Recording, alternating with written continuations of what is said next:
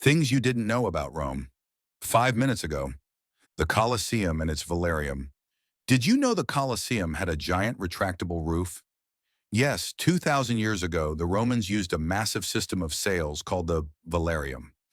It was made of strong linen fabric and operated by Navy sailors, who were the only ones skilled enough with ropes and pulleys. This canopy could shade over 50,000 spectators from the blazing sun. Imagine a modern retractable stadium roof, but in ancient Rome. Gladiators and the thumbs down myth. That famous thumbs down gesture didn't mean what Hollywood told us. In reality, a thumb extended could mean death, while a closed thumb signaled mercy. Gladiators were like sports superstars with fans, bets, and even merchandise. They didn't always fight to the death, since training a gladiator was expensive, and keeping them alive meant more shows. Some even became internationally famous. Public baths as social hubs. Romans didn't just go to the baths to wash, but to socialize, do business, and even philosophize. These complexes had cold, warm, and hot pools, along with gyms, libraries, and gardens. They were the real social clubs of the empire, accessible to nearly everyone. The baths of Caracalla, for example, could host thousands at once. In a way, they were the shopping malls of ancient Rome. The Cloaca Maxima. Rome already had a sewer system more than 2,500 years ago. The Cloaca Maxima was one of the world's first drainage systems, and parts of it are still in use today. It carried rainwater and waste into the Tiber River, preventing floods and foul smells in the city. This engineering feat made it possible for Rome to grow without collapsing under its own waste. The Roman Forum. This was the political, economic, and religious heart of Rome. Laws were debated, trials held, and temples erected here. Cicero gave his speeches, victorious generals paraded, and the Senate made decisions that affected the entire empire. Today it looks like scattered ruins. But back then, it was the beating brain of Rome. Walking through it is like stepping inside history's control room. The gold of the Pantheon. Originally, the Pantheon's dome was covered with gold and bronze tiles. When sunlight entered through the oculus, the entire space glowed as if lit by an artificial sun. Over time, the bronze was stripped and reused. Some of it melted down for Bernini's canopy in St. Peter's Basilica. Even without the gold, the Pantheon remains one of humanity's most stunning buildings. Aqueducts. Romans could deliver fresh water to every corner of their city thanks to massive aqueducts.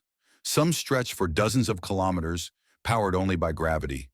The Aqua Claudia and Aqua Appia were engineering marvels. They carried so much water that even poorer neighborhoods had public fountains. Rome was literally a city flowing with running water 2,000 years ago. The Circus Maximus. Up to 250,000 people packed in to watch chariot races here, making it the largest stadium ever built in antiquity. The races were fast and furious, with frequent crashes that thrilled the crowd. The charioteers, called aurigai, were as famous as today's football stars, with fan clubs and fortunes. The eternal flame of Vesta. The Vestal virgins tended the sacred fire that was never allowed to go out. It symbolized the safety of Rome. If it was extinguished, people believed disaster would follow. These priestesses had special privileges but strict duties like lifelong chastity. The flame burned for centuries until Christianity outlawed it. Pompeii's graffiti. Although Pompeii isn't in Rome, it shows us everyday Roman life. Its walls are covered in graffiti, insults, jokes, love notes, even ads for taverns. It's basically the Facebook wall of 2,000 years ago. These scribbles give us a direct voice from ordinary citizens who would otherwise be forgotten. The Arch of Titus. This triumphal arch celebrates Rome's victory over Jerusalem in 70 AD. Its reliefs still show soldiers carrying the seven-branched menorah from the Jewish temple. It was propaganda carved in stone, a reminder of Rome's unstoppable power. Later, it inspired arches all over the world, including Paris Arc de Triomphe. The Appian Way. One of the earliest and most important Roman roads, it connected Rome to southern Italy. Known as the Queen of the Roads, it allowed armies, trade, and information to move quickly. Its stones still bear the grooves of chariots that passed centuries ago. It was basically the internet of its time, linking the empire together. The Colosseum and water battles. Few people know that the Colosseum could sometimes be flooded for naval battles, called naumachii. Miniature ships and mock sea fights entertained the crowds.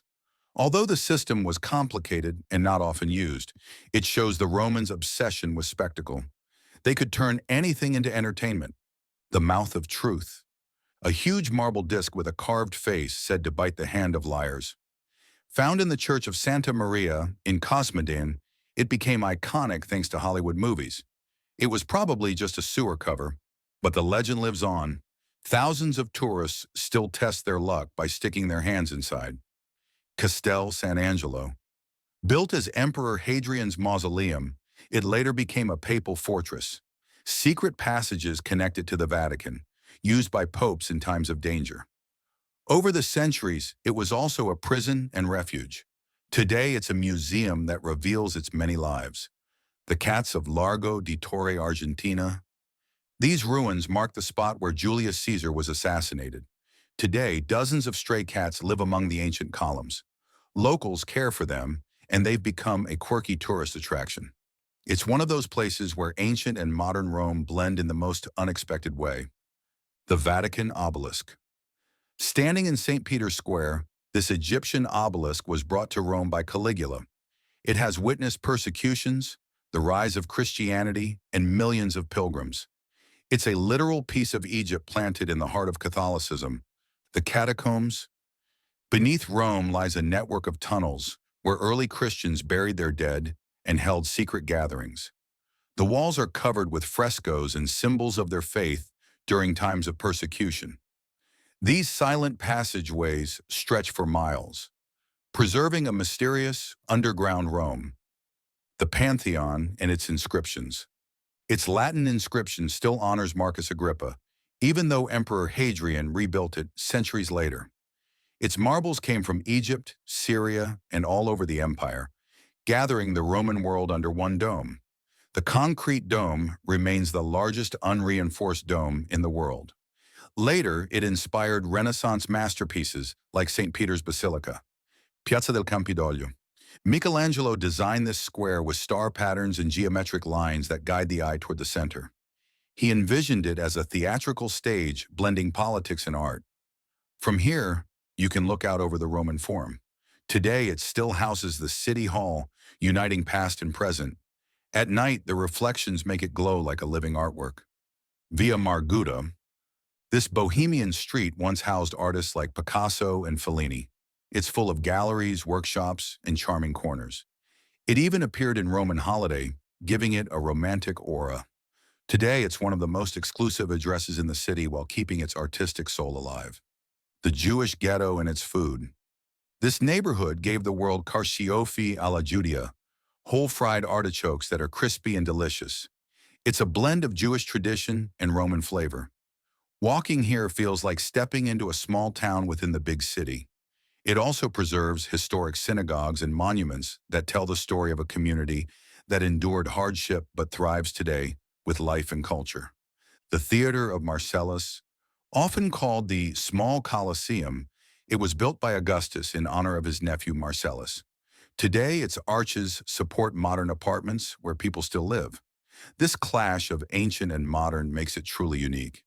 At sunset, lit up, it looks ready to host Roman tragedies once again. Palazzo Venezia and Mussolini. From one of its balconies, Mussolini gave fiery speeches to the masses. Piazza Venezia below, filled with flags and propaganda. The contrast between the Renaissance splendor of the palace and the dark shadow of fascism makes it haunting. Today, it's a museum that reflects both beauty and heavy history. Piazza Venezia and Republic Day. Every June 2nd, a military parade marches through the square, with tanks, troops, and jets painting the sky with Italy's tricolor. For Italians, it's pride. For tourists, an unforgettable surprise. The whole city pulses with patriotic energy on this day. Monte, the Bohemian district. Its narrow streets hide secret bars, vintage shops, and colorful murals. Monte is the alternative side of Rome, contrasting with its grand monuments. Ancient ruins peek out between modern life here. It's vibrant, authentic, and creative, perfect for discovering a different Rome. The Mausoleum of Cecilia Metella. This round tomb from the 1st century was built for a noblewoman of Rome's elite. From its terrace, you can watch the golden sunset over the city. At night, the lighting makes it look almost magical. It was a statement of power back then and still feels imposing today. Villa Borghese and its secret concerts.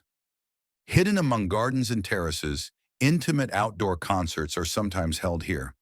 Listening to classical music while overlooking Rome is like living in a movie. The park is also the city's green lung, filled with lakes, statues, and spectacular viewpoints. It's where Rome breathes art and nature together. That's all for today. See you in the next video.